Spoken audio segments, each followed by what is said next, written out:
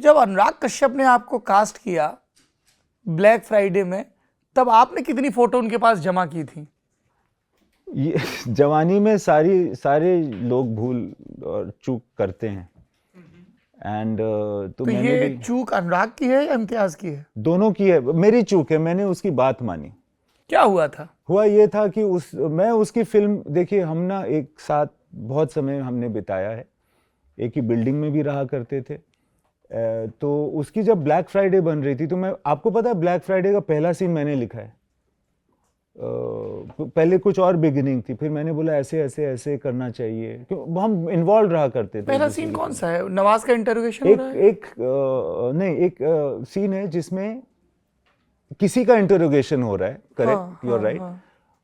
वो नवाज ने किया था, शायद किसी और ने किया था, कि उसको मारा जा रहा है, वो बोलता मुझे छोड़ दो मैं बता दूंगा। हाँ, ही इज क्राइंग, दिल सी लाइट है। हाँ, और वो बोलता है कि मैं बता दूंगा कि क्या होने वाला है, ये सब होने वाला है, मैं आपको सब बता देता हूँ। और फिर पुलिस वाले गाली देते हैं कि ये साले, और छोड़ देते हैं। जैसे आपने अभी कहानी बताई थी कुछ देर पहले इसी शो में ना, कि तो वो बोलती, जैसे वो महिला कह रही थी कि आप, तो ये था, और ये उसकी पिक्चर में था सीन नंबर एक्स कहीं बीच में।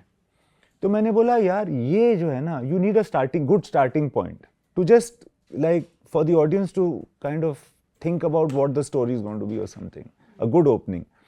तो ये इस तरह की जो बात है ना, जो ऐसे पासिंग में जा रही थी, ये पहले होना चाहिए। तो ही सेड ओके तुम लिखो फिर। तो जो भी छोटा मोटा थोड़े बहुत जो चीज़ें हैं उसमें, वो एक्चुअली मैंने लिखा था। तो ही सो हम इन्वॉल्व रहा करते थे, तो कास्टिंग में भी इन्वॉल्व रहा करते थे कि इसमें ये है, आदित्य है, फलाना है, के है। एंड सो फिर उसने बोला कि ये वाला रोल तुम करो। मैंने बोला याकूब मेनन का रोल। याकूब मेमन का रोल, पता नहीं क्यों हाँ। उसने सोचा कि मुझे करना चाहिए। बोला नहीं, इसकी क्या पता नहीं क्यों सोचा उसने। आई थिंक उसकी बस एक जिद थी, क्योंकि वो मुझे जलील करना चाहता होगा या किसी तरह से पता नहीं कुछ एक करना चाहता होगा। तो उसने कहा कि नहीं नहीं, मैं आपके लिए जान दे सकता हूँ, आप मेरे लिए एक रोल नहीं कर सकते। And he is capable of saying this in exactly these words. या इसी ऐसे ही कहा उसने, बहुत ही ज्यादा इमोशनल होने की एक्टिंग करता हुआ, बिकॉज है तो वो स्ट्रगलिंग एक्टर ही ना। तो उस वक्त भी वो एक्टिंग कर रहा था। उसने बोला कि now he is sharing screen with likes of Vijay Sethupathi and all, and वही है सर। बट एनीवेज उसने बोला मैं आपके लिए जान दे सकता हूँ। और मैंने पता नहीं क्यों बोल दिया अच्छा ठीक है। उसने बोला एक दिन आना है, खत्म हो जाएगा काम उसी वक्त। जब वो रेलवे स्टेशन का सीन है जहां से पकड़ा पहला जाता सीन है। था। हाँ। करेक्ट, वो ब्रीफकेस लेके आपको आना है, ट्रेन आएगी उस पर चढ़ जाना है, ऐसे something like that. So I did it, I said चलो ठीक है, because he knew that I have acted in theatre. तो उसने बोला ऐसे, तो मैंने कर लिया। उसके बाद बोला अच्छा कुछ और भी सीन्स हैं, कंटिन्यूटी है, बाल मत कटाना।